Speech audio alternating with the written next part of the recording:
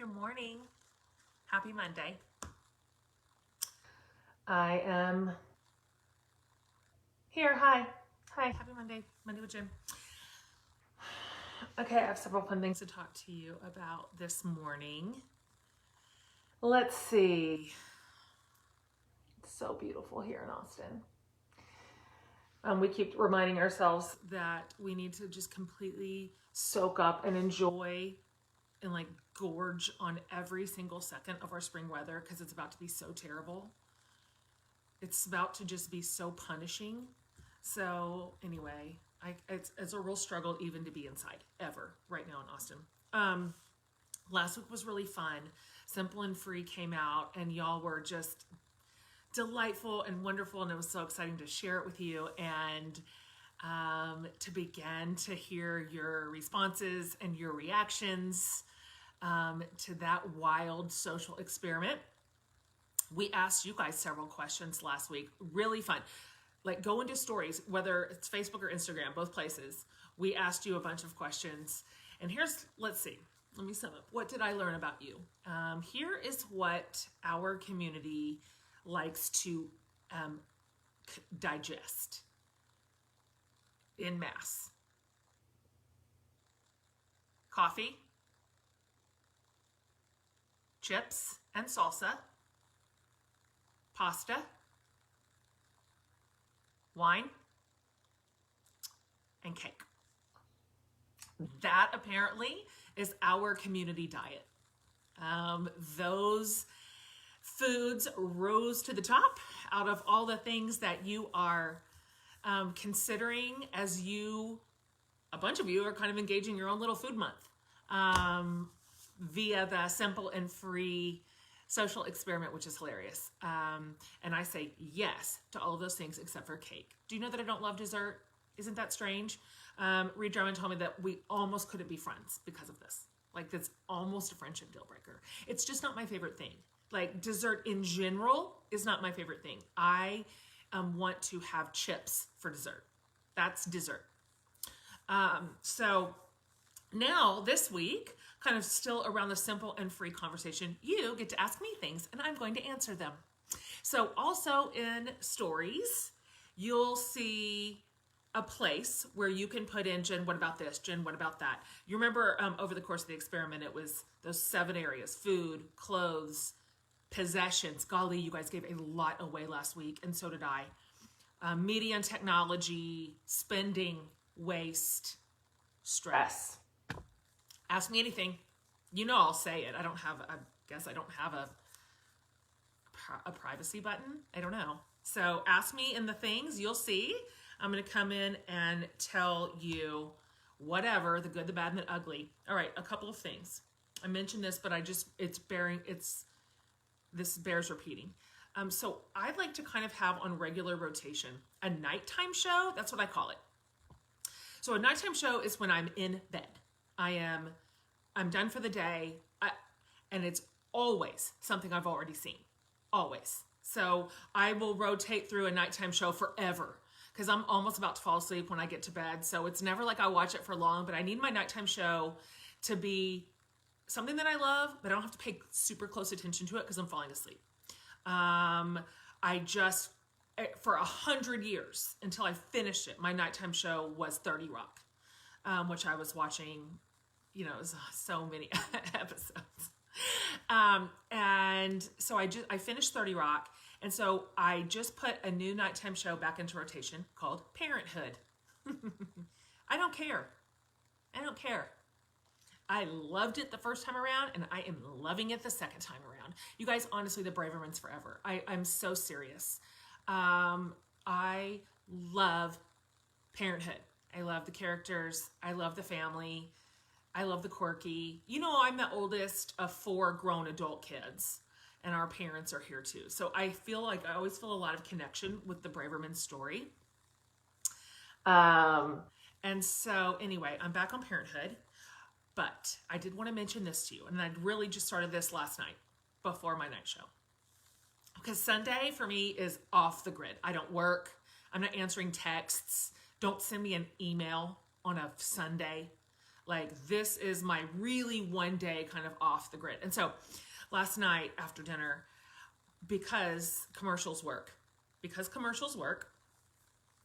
I watched the first episode of Stanley Tucci's show. It's on CNN.com or .app, or I don't know what it is, whatever. It's a CNN production, and it's searching for Italy.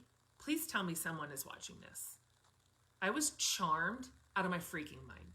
Like, it was all I could do not to just throw some stuff in a suitcase and race to the airport and just go there. Of course, we can't go there. America's a COVID cesspool. Nobody will have us. But when they do, oh, you guys, it is delightful. He is a wonderful host. It's beautiful. It's food and it's wine and it's countryside. And I mean, you guys, worth it. Worth it. Give it a try. Watch the first one. The first episode is in, I don't know how, I mean, the way that we say it in America is bologna. And I know that's not how you say it. Bologna? Bologna? I think that's right. Delightful. Okay. I want to talk a little about therapy. I always find a way to work in some of the stuff that I'm learning from therapy into Mondays, which, I mean, you're welcome, I guess. It's free therapy for you.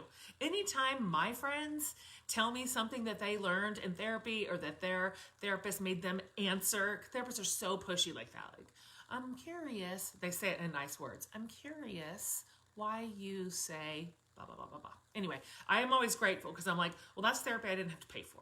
And so you guys are always going to get some therapy that you didn't have to pay for. So I mentioned this yesterday. This is a book I'm reading right now. My friend Paige recommended it to me, How to Do the Work. And she's a psychiatrist or a psychologist. And the approach here is kind of holistic. So, this is a brutal explanation, absolutely brutal. I'm very, very sorry. But essentially, it's not just separating out your mind from your body, from your spirit, which is sort of the way we've treated our mental health and our physical health. Like, physical health is this thing over here. Mental health is the thing that you do with the psychiatrist and the whatever. Spiritual health, you go to church, you know what I'm saying? She calls herself the holistic psychologist. So it's this idea of bringing together all the parts of who you are to activate your own healing. That her thesis is that this is not some external thing we just sit around and wait for, right? Like, we wait for somebody to behave, you know, or we wait for somebody else to make different choices so that our life isn't so hard. We wait for somebody else to fix a relationship. We wait for even our therapist to say all the magic words and all of a sudden we're better, right? But rather, we are super powerful creators in our own life. And that healing is very largely within our grasp, and it requires our daily partnership. That's the deal. Okay, well, first of all, I'm only a third of the way through, so I don't really know. But that is the deal, which is this daily active participation in your own healing. And I love this because Dr. Nicole says you just start really small. It starts with like these like little tiny courageous habits, if you will, little things. Like, she tells a story in here about one of her clients who was so debilitated with MS, like all her body doctors, because that was separate, told her, you're not going to work, you're not going to walk, you're never going to live independently, like, get in a wheelchair, that's your life. And physical medicine gave her so little hope, and she started this sort of practice and decided to start with this little thing. She said, okay, I'm going to do one tiny courageous habit just to keep my word to my own self. I'm going to just drink a whole cup of water every morning before I have my coffee. Okay, that's it. That was the step. That's it.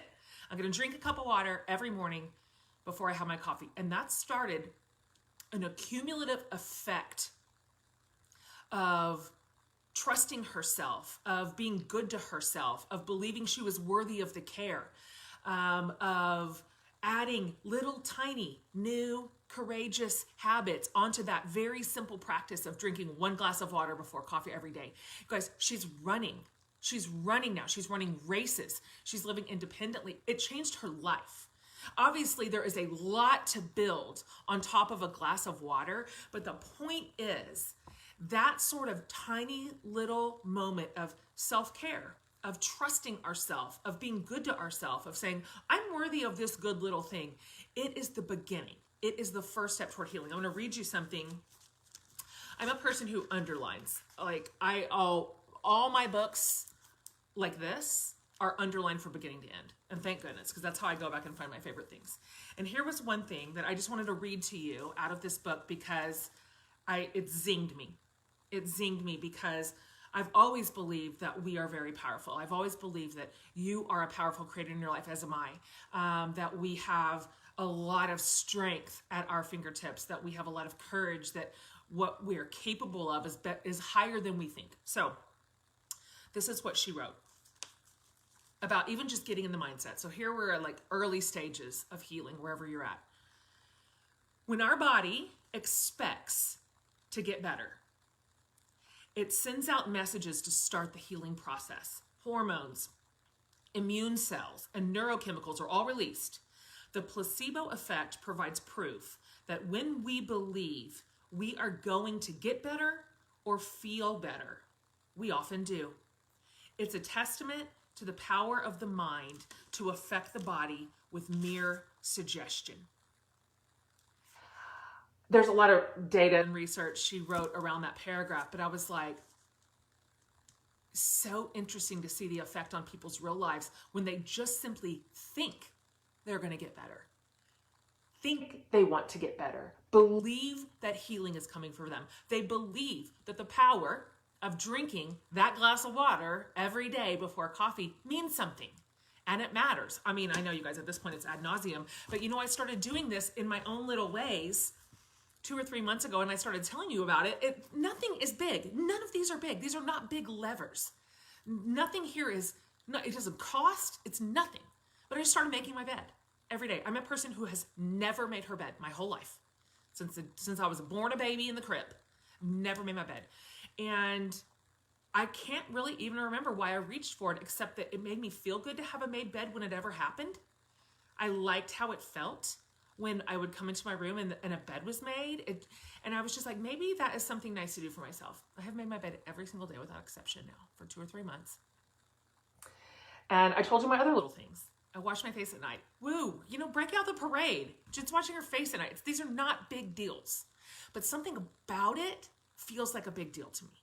Something about these little courageous practices done every day, and that's her premise, is that we are responsible for our daily participation in our own healing.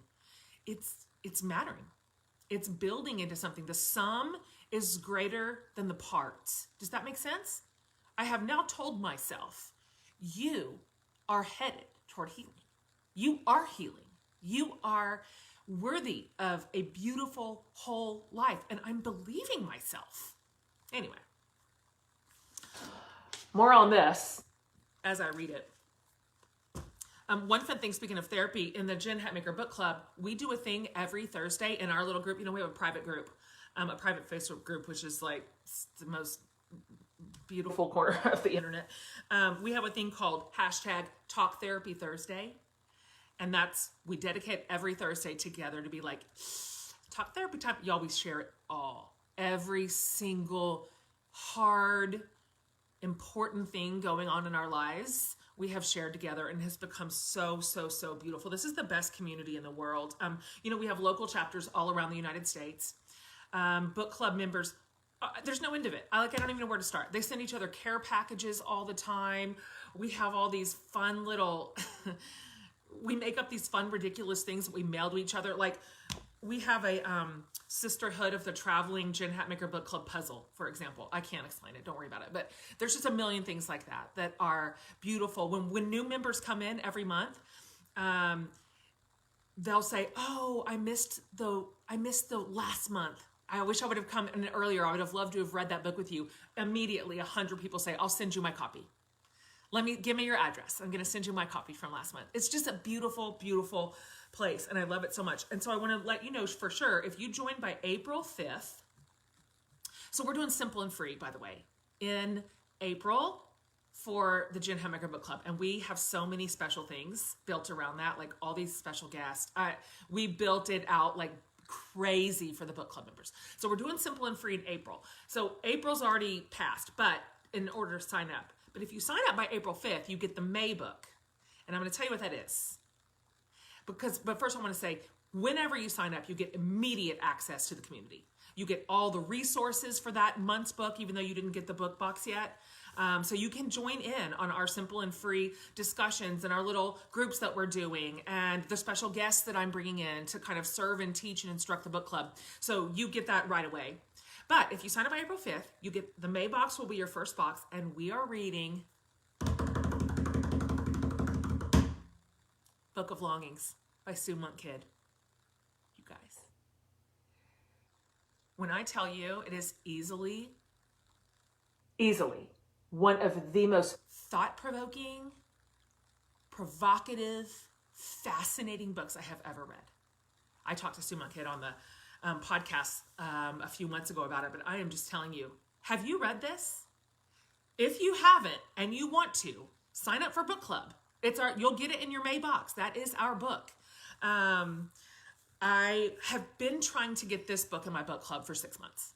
So, you guys, let me just say it like this. It's a fictional account of a period in the life of Jesus, and he's married. And you'll just have to go read the reviews. It's thoughtful and it's interesting. It's deeply located in the region and the culture. And I thought about that book for weeks after I read it. Absolute weeks. So anyway, I'd love to have you. If you want to be in the book club, it's jenhatmakerbookclub.com. Come on in by April 5th. So then you get all the Simple and Free extra stuff, all the bonus resources, all that immediately. And then you'll get your first box next month for May, which is Book of Longings. Y'all, Sue Monk Kidd is a national treasure. Is she not? Is she not? Oh, and guess what? When we have a book in the book club, we get a private interview with that author. So Sue will be in our book club doing an interview, answering all the book clubbers' questions. And it's just, you guys, she is a special one, right? Who can write like that? Who can sit down at her laptop and make up a story out of her brain like that and type it with her fingers? I just am in awe of that level of creativity and innovation and talent. She's a master storyteller. Master. So, okay, I meant to put a link up for this for you too. I'll put it up. Or maybe did somebody else put it up for me already? I'll go back in and do it when we get off of here. We're powerful in our own lives. All of us. This isn't just when we have some sadness. This is after trauma. It is after being shattered, right? It is after you can bring any level of brokenheartedness to this conversation, to disruption, to trauma, to abuse. And even inside of the worst life has to offer us, we are still powerful creators toward our own healing. I love hearing the teeny little practices that you are doing, small, courageous practices, to start the engine, because you're worth it. You believe you're worthy of the care. You believe you're worthy of the habit. You believe you are worthy of the time. So let us know in the comments what it is that you have decided to do every day. Teeny, whatever it is. It's a start. Everything matters. Okay, that's it. Happy Monday. Is there anything else I wanted to tell you? I don't know. I think that's it. But okay. Love to you. Love to everybody. Okay. Have a fantastic week. Bye, guys.